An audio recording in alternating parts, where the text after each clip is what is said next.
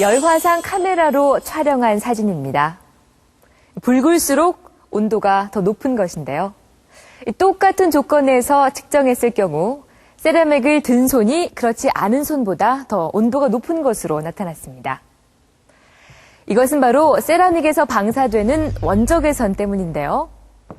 원적외선이란 적외선 중에서도 가장 파장이 긴 전자파로 돌이나 세라믹 같은 무기질에서 방사됩니다. 진동하는 빛, 원적외선에는 과연 어떤 비밀이 숨겨져 있을까요? 과학의 눈으로 들여다봤습니다.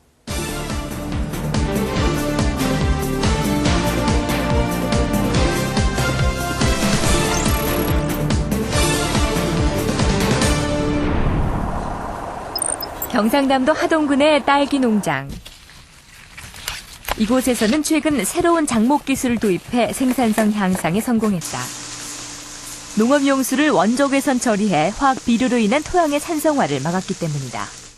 지금은 화학 비료를 많이 쓰기 때문에 땅 자체가 전부 다 나빠 있는데 원적외선 기계를 설치한 후 땅의 산도가 되바뀌고 육질이 단단하고 저장성이 좋고 일반 딸기보다는 한 배 정도의 저장성이 높아지는 것 같습니다. 빛은 파장에 의해 적외선, 가시광선, 자외선 등으로 나뉘는데 적외선 중에서도 파장이 가장 긴 빛이 원적외선이다. 모든 물질은 자신만이 가지고 있는 고유 진동수를 가지고 있습니다.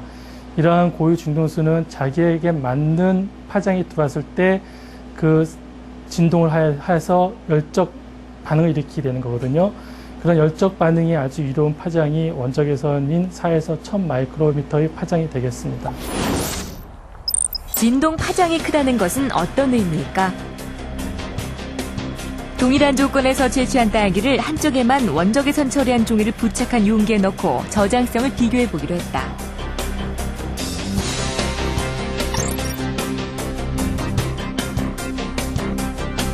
실험 결과 원적외선 처리된 용기의 딸기는 16일이 지나도 할일된 일반 딸기와 비슷한 굳기를 보였고 숙성 진행 속도도 현저하게 차이가 나는 것을 알 수 있었다. 보통 원적외선을 농식품에 처리하였을 때는 그 식품 내에 있는 그 수분의 입자, 이 수분의 입자가 보통 거대 분자의 형태로 있게 되는데 원적외선을 방사하게 되면 수분이 거대 분자가 잘게 쪼개집니다. 잘게 쪼개지면서 그게 세포 내에 수분이 고루 분포하게 되는 결과를 초래하게 되고 이런 결과로 해서 그 식품 내 그 세포가 산화되는 것을 일단 방지하는 효과가 있죠. 그 식품이 산화가 방지된다는 것은 즉 나중에 그 경도가 오래 유지된다거나 또는 색깔이 오래 쉽게 변하지 않는다거나 또한 세포의 구조가 오래 지탱하는 결과가 초래돼서 노화가 억제되는 효과를 가져올 수 있습니다. 포장 용기의 원적외선 처리 효과는 얼마나 될까? 실험에 쓰였던 종이와 일반 종이를 각각 원적외선 방사량 측정기에 넣고 그 양을 측정해 보았다. 방사량이란 원적외선을 쏘인 물체가 되뿜는 정도를 의미한다. 색깔이 붉을수록 방사량이 많은데 원적외선 처리된 종이는 일반 종이보다 10% 이상 방사량이 많았다. 원적외선 방사율이 높다는 것은 원적외선에 대한 효율이 좋다는 걸 의미합니다. 쉽게 말하면 100이라는 에너지를 받았을 때 내가 그 에너지를 가지고 있다 내뿜을 수 있는 능력이 얼만큼 좋다는 게 방사율로 나타나는 겁니다. 그래서 방사율이 높으면 높을수록 원적외선에 대한 효과를 더 볼 수 있는 거고요. 이러한 원적외선 방사율이 높다고 하는 것은 원적외선이 열적 효과가 높다고 말할 수 있는데 이러한 열 에너지가 더 크다는 것을 의미합니다.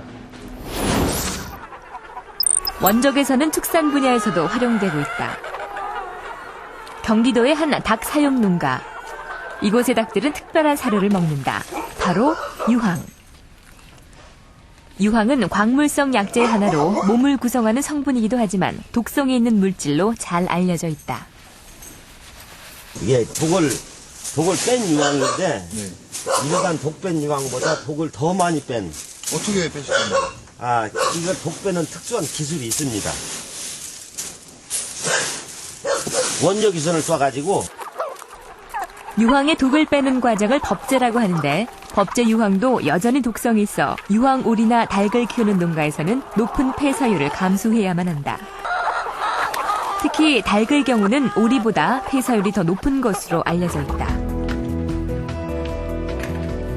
이 농장에서는 유황으로 인한 닭의 폐사율을 낮추기 위해 노력하고 있는데 그중 하나가 바로 원적외선 처리를 한 물이다.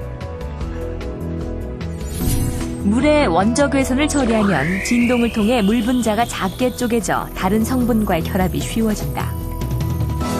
물입자가 적어짐으로 인해서 흡수력이 좋고 흡수를 하고 있는 자기가 그 가지고 있는 능력이 있단 말이에요. 능력을 상대에게 방출할 수 있는 능력을 가지고 있는 거죠. 원적외선 처리가 된 물로 희석시키면 독성이 더 낮아져 폐사율을 낮출 수 있다는 주장이지만 과학적인 추가 연구가 더 필요한 실정이다. 실제 이곳의 닭 폐사율은 평균치보다 낮은 약 3% 정도. 제가 우리 닭한테 먹이는 유황은 법제가 잘 돼가지고 일반적으로는 폐사가 많이 납니다. 근데 저희 그 유황, 법제 유황은 원적외선 처리를 했기 때문에 닭이 폐사가 없고 또한 그 닭의 물성이 달라집니다.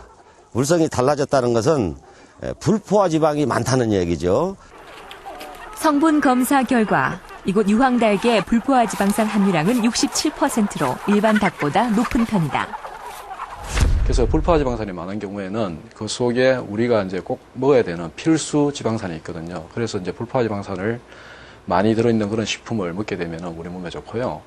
반면에 이제 포화지방산이 많은 거, 예를 든다면은 뭐 돼지기름이라든지 또 새기름이라든지 이런 걸 먹게 되면은 보시면 아시겠지만 이제 돼지기름이나 소기름 같은 경우는 고체거든요. 그러니까 우리가 먹었을 때 우리 몸에서 그 혈관의 흐름에 좋지 않은 그런 역할을 합니다. 그렇게 해서 동맥경화라든지 아니면 기타 뭐 성인병 이런 데 원인이 되고 있습니다.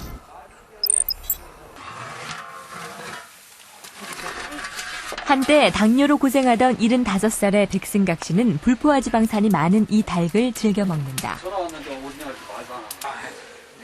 취향가 펴셔? 지속적인 운동과 함께 그의 건강을 지켜주는 비결 중 하나라고 믿기 때문이다. 아직 별미인데? 나는 의사가 아니니까 모르는데 본인도 아니고 근데 요즘 아직 우리가 보기에 저 형님이 저 건강이 많이 좋아지신 건 틀림없어요. 근데 내가 원인은 몰랐는데 아주 산도 잘 타셔요. 산도 잘 타시고 일도 잘하시고 건강 완전히 회복하셨어요. 아주. 과연 백승각 씨의 상태는 얼마나 호전됐을까?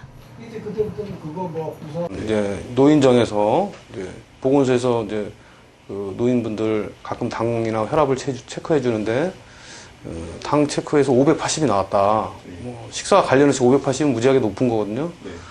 뭐 당뇨성 혼수에도 빠질 수 있는 수치이기 때문에 놀래서 왔죠. 그래서 병원에서 체크하니까 그보다 더 높게 630이 나오셨어요. 마지막으로는 작년 5월 10일 2주치 약을 타가면서 당뇨를 되셨는데 182가 나왔어요. 식후 2시간. 당뇨를 우리가 진단하기 위해서는 식후 2시간 혈당이 200 이상이면 당뇨병을 진단하거든요. 약을 안 드신 상태에서. 그리고 140 미만이면은 관리가 아주 잘 된다. 이렇게 생각하고 그 중간 단계에는 내당능 장애 정도 수치. 그래도 뭐 200 이하니까 관리가 되시는 상태였죠. 자연으로부터 공급되는 건강한 에너지 원적외선. 친환경 기술의 새로운 가능성으로 우리 곁에 다가와 있다. 지구온난화가 가속화되면서 그린 에너지에 대한 관심이 높아지고 있습니다.